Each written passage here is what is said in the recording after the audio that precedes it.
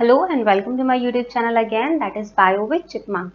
So today we will talk about the mechanism of ascent of sap. मतलब हमने ascent of sap देखा कि ascent of sap क्या है, मतलब movement of water या फिर dissolved salt, inorganic salt, जो भी उसके साथ dissolve है उनका movement from the roots to the aerial part of the plant, वो हमारा है ascent of sap. ओके अब उसमें मैकेनिज्म क्या लग रही है, मतलब उसमें क्या क्या प्रोसेसेस हो रहे हैं जिसकी वजह से वो रूट से लेके आपका एरियल पार्ट्स तक जा रहा है. ठीक है, तो आज हम उसके बारे में बात करेंगे. Okay, so mechanism of ascent of sap, इसमें क्या है, इसमें हमारे पास 3 थ्योरीज दी गई हैं. 3 थ्योरीज में है एक आपका वाइटल फोर्स थ्योरी है, एक आपका रूट प्रेशर थ्योरी है एंड एक है आपका फिजिकल फोर्स थ्योरी. ठीक है, तो इन थ्योरीज को अलग अलग लोगों ने दिया है और अलग अलग बेसिस पे दिया हुआ है. और ये भी हो सकता है कि कोई दो थ्योरी आपस में एक दूसरे से इंटरकनेक्ट करती हो, अगर वो करती होंगी तो मैं आपको वो भी बता दूंगी. ठीक है, अब हम इनको एक एक करके पढ़ते हैं.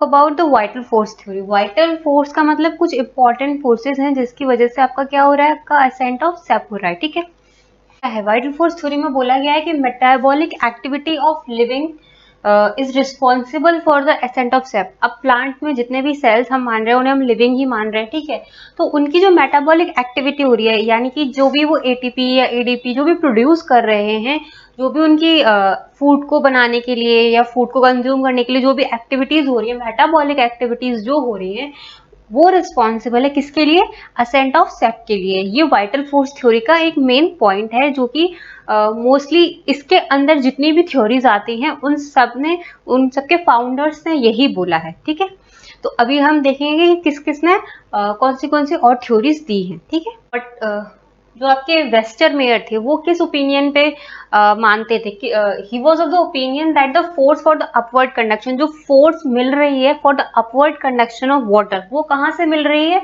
वो मिल रही है जाइलम सेल से. ठीक है, फोर्स मिल रही है जाइलम सेल से और बाकी के जो दो बचे ट्रैकियट्स एंड वेसल्स, वो किसका काम कर रहे हैं, वो काम कर रहे हैं एज अ वाटर रिजर्वायर, मतलब वो पानी को स्टोर कर रहे हैं और जब भी जरूरत पड़ रही है वहां तब क्या कर रहे हैं, जाइलम सेल्स एनर्जी प्रोवाइड करा रहे हैं और वहां से पानी लेके आपके प्लांट को प्रोवाइड कर रहे हैं.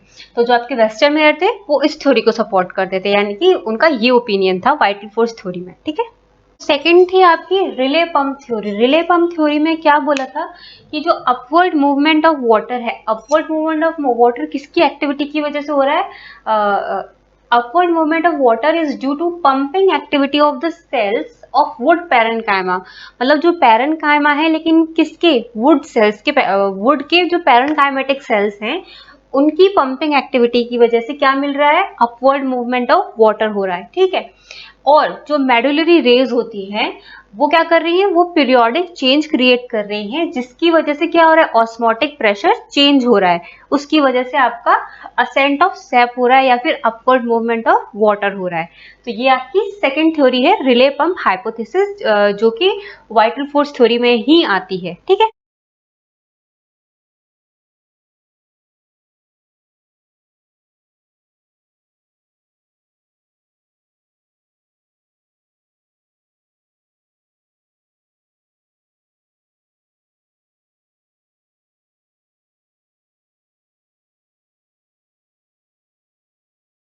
और है जो जेसी बोस ने दी थी आपकी, ये थ्योरी मोस्टली पूछी जाती है, एग्जाम्स में आती है. अगर किसी की थ्योरी पूछी जाती है एसेंट ऑफ सैप में तो वो जेसी बोस की थ्योरी पूछी जाती है. ठीक है, तो इन्होंने क्या किया था, इन्होंने एक एपरेटस बनाया था इसको मेजर करने के लिए कि एसेंट ऑफ सैप हो रहा है कि नहीं हो रहा, और ये किस ओपिनियन को फॉलो करते हैं हम उसके बारे में अभी पढ़ेंगे. ठीक है, इन्होंने ये इलेक्ट्रिक सर्किट है. ठीक है, उसके बाद क्या हुआ, इन्होंने एक इलेक्ट्रिक प्रोब प्रोवाइड किया है, electric probe and a galvanometer. इन्होंने गैल्वेनोमीटर लिया है और एक इलेक्ट्रिक प्रोब दिया हुआ है हमें. ठीक है, इस एपरेटस के थ्रू इन्होंने ये फाइंड आउट, ये दिखाना, डेमोन्स्ट्रेट करने की कोशिश की है कि जो प्लांट है इसकी जो इनर कॉर्टेक्स है इसमें क्या हो रहा है, इसमें कॉन्स्टेंटली एक ऑल्टरनेटिंग कॉन्ट्रैक्शन हो रहा है और एक्सपेंशन हो रहा है. ऑल्टरनेटिंग कॉन्ट्रैक्शन और एक्सपेंशन की वजह से क्या हो रहा है, एक पल्सिएशन क्रिएट हो रहा है. पल्सिएशन क्रिएट हो रहा है तो ये ये क्या कर रही है, ये जो इन्होंने ये कहा कि जो जाइलम है, यहाँ पे जाइलम किसकी तरह काम कर रहा है, एज अ वाटर रिजर्वॉयर। इससे पहले जो हमने पढ़ा था उसमें, जो फर्स्ट हमने पढ़ा था उसमें हमने क्या पढ़ा था कि जो जाइलम है वो फोर्स प्रोवाइड करा रहा है, लेकिन इन्होंने बोला है कि xylem as a water reservoir यहाँ पे काम कर रहा है। इस जाइलम का यहाँ पे और कोई काम नहीं है, केवल एक वाटर रिजर्वॉयर की तरह यहाँ पे वो काम कर रहा है, ठीक है। और ऐसी कोई और पल्सेटरी एक्टिविटी हमें वुड में नहीं दिखती है, बिकॉज अगर वुड क्या है, वुड नॉन लिविंग में है, और वही अगर प्लांट लिविंग है तभी तो कॉन्ट्रैक्ट करेगा और एक्सपेंड करेगा, कॉन्ट्रैक्ट करेगा एक्सपेंड करेगा, ठीक है। तो उन्होंने केवल यही डेमोन्स्ट्रेट किया कि जो इससे पहले की जो थ्योरीज थी, जिन्होंने बोला कि आपका जाइलम फोर्स प्रोवाइड करा रहा है, उन्होंने बोल दिया कि जाइलम क्या कर रहा है, जाइलम यहाँ पे वाटर रिजर्वॉयर की तरह एक्ट कर रहा है।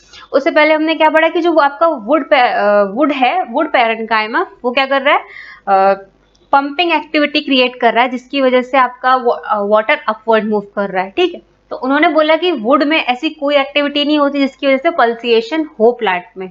पल्सेशन हो रहा है, किस वजह से हो रहा है पल्सेशन, अल्टरनेट कॉन्ट्रैक्शंस और आपके एक्सपेंशन की वजह से। वो किस बेसिस पे बोला उन्होंने, जब उन्होंने ये apparatus को डिजाइन किया और वहां पे इलेक्ट्रिक करंट प्रोवाइड करा के, इलेक्ट्रिक सॉकेट प्रोवाइड करा के जब उसे ट्राई करने की कोशिश की, तो ठीक है। तो ओवरऑल कंक्लूजन ये आया कि it is a pulsatory activity of the living cell, जिसकी वजह से क्या हो रहा है, जिसकी वजह से आपका असेंट ऑफ सैप हो रहा है। मतलब जो पल्सेस क्रिएट हो रही हैं प्लांट में, केवल उसके बेसिस पे इन्होंने बोला कि असेंट ऑफ सैप हो रहा है, ना ही जाइलम कोई फोर्स प्रोवाइड करा रहा है और ना ही आपका वुड पैरेन्काइमा कोई फोर्स प्रोवाइड करा रहा है। तो इनका मानना ये था, ठीक है। कि दो थ्योरीज बची हैं, root pressure theory and physical force theory, उनको हम आगे की वीडियोस में कंटिन्यू करेंगे, ठीक है। कोई प्रॉब्लम है तो please let me know in the comment section. Please like, share and subscribe to my YouTube channel Bio with Chipmunk.